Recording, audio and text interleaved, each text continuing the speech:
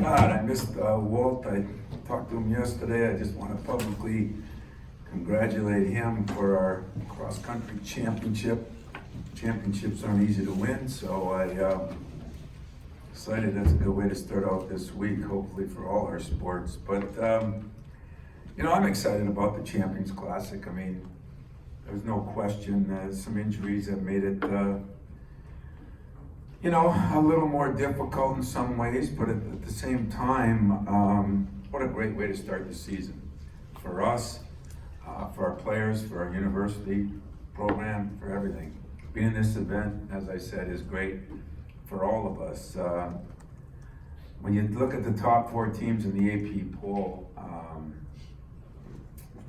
think it's happened one time, according to my stat guys, back in 2008.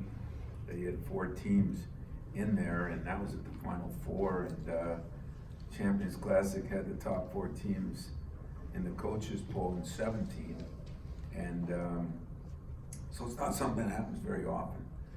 We've got, whether anybody's deserving of being there or not, I talked to Cal, and he's questioning all the fact that he's young.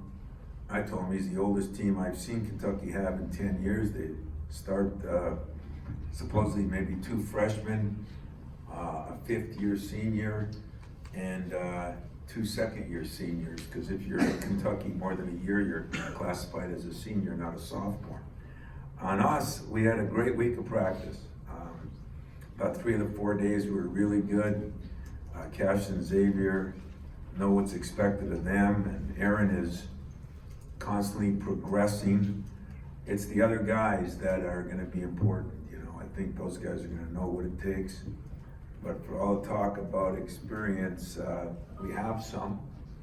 But we also, are going to start 1 freshman probably. We could have started 2 freshmen maybe. We're going to be playing some sophomores that didn't have a lot of experience.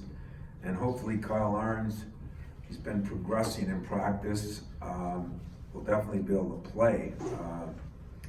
But we're going to rely on our own set of freshmen ourselves. As far as scouting Kentucky, and the beat goes on. Very talented team filled with a lot of McDonald's All-Americans.